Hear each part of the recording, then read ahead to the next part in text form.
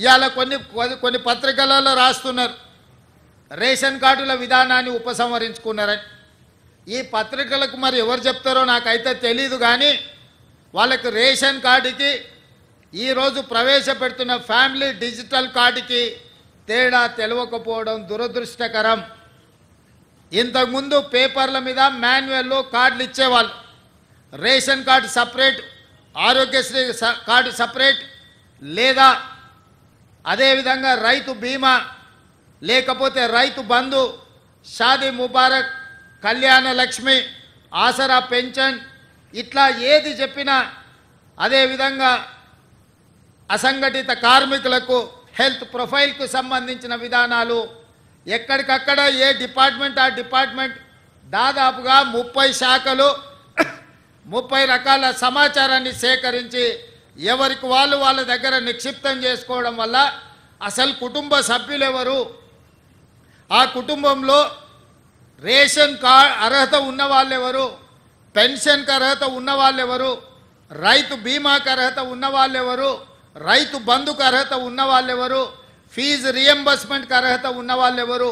ఇందిరమ్మ ఇల్లుకు అర్హత ఉన్న వాళ్ళు ఎవరు, ఈ విధంగా చెప్పుకుంటూ వెళ్తే 200 యూనిట్లు ఉచిత కరెంటుకు అర్హత ఉన్న వాళ్ళు ఎవరు,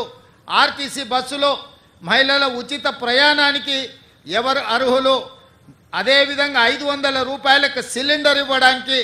ఎవరు అర్హులు, ఇట్లా ఎక్కడికక్కడ రకరకాల సమాచారము రకరకాల శాఖల దగ్గర ఉండడం వల్ల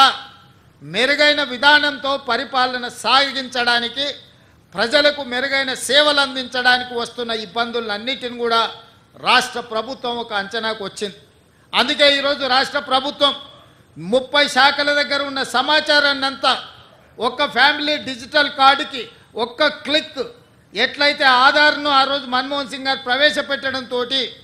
ప్రతి మనిషికి దేశంలో గుర్తింపు వచ్చిందో, 137 కోట్ల మందికి ఈరోజు ఆధార్ ఉంది అని అంటే అదే ఆధారమైంది ప్రభుత్వం ఇచ్చే సంక్షేమ పథకాలకు. అట్లాంటి ఆధార్ను ఇంకా మెరుగుపరిచి ఈరోజు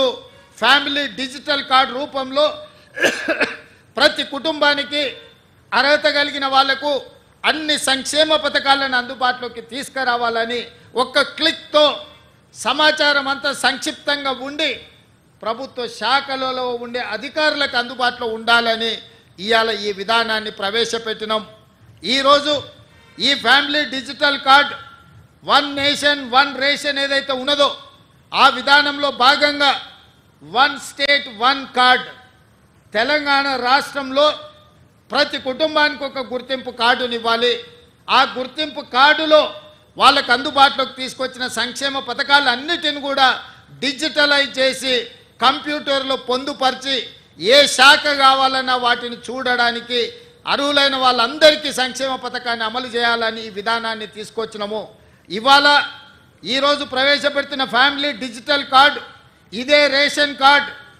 ఇదే మీ ఆరోగ్యశ్రీ కార్డు, ఇదే మీ రైతు బీమా కార్డు, ఇదే మీ ఫీజు రియంబర్స్మెంట్ కార్డు, ఇదే మీ ఇందిరమ్మ ఇల్లుకు అర్హత, ఇదే మీకు కళ్యాణ లక్ష్మిని పొందడానికి అర్హత వస్తుంది. ప్రతి సంక్షేమ పథకం 200 యూనిట్లు ఉచిత కరెంటు కావచ్చు, ఆర్టీసీ బస్సు ఉచిత ప్రయాణం కావచ్చు, ఈ రకంగా రాష్ట్ర ప్రభుత్వం అమలు చేస్తున్న ప్రతి సంక్షేమ పథకాలను ఇందులోకి తీసుకొచ్చి అన్ని రకాలుగా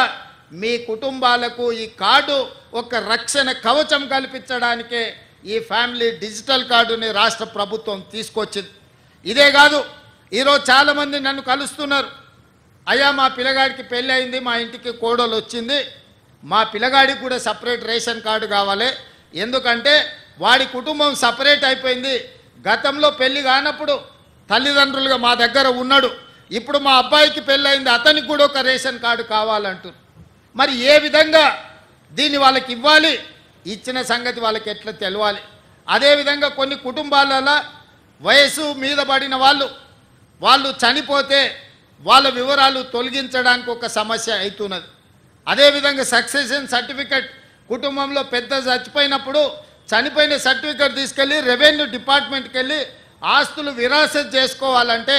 వాళ్ళ పిల్లలకు బదిలీ చేయాలంటే కూడా అదొక పెద్ద ప్రక్రియగా మారి ఈరోజు పేదలకు ఒక ఇబ్బందికరంగా తయారై ప్రభుత్వ ఆఫీసులో చుట్టూ తిరగాల్సిన పరిస్థితి వచ్చింది. అందుకే ఈరోజు వీటన్నిటిని దృష్టిలో పెట్టుకొని మీ ఇంటికి కొత్త కోడలు వచ్చినా లేదా మీ అమ్మాయి పెళ్ళై అత్తగారింటికి వెళ్ళినా మీ అమ్మాయి ఒక ఇంటి కోడలైనప్పుడు ఇంకొక ఇంటి అమ్మాయి మీ ఇంటి కోడలైనప్పుడు ఈ వివరాలన్నిటిని కూడా కంప్యూటరైజ్ చేస్తే మీరు సింపుల్గా ఆఫీస్కి వెళ్తే ఆ వివరాలు పొందుపరిస్తే ఆటోమేటిక్గా మీకు రేషన్ కార్డులో వాళ్ళ వివరాలన్నీ కూడా పొందుపరచడం జరుగుతుంది. తద్వారా రేషన్ కావాలన్నా ఆరోగ్యశ్రీ కార్డు కావాలన్నా మీ చదువుకునే పిల్లలకు ఫీజు రియంబర్స్మెంట్ రావాలన్నా ఈ కార్డు సంపూర్ణంగా ఉపయోగపడుతుంది.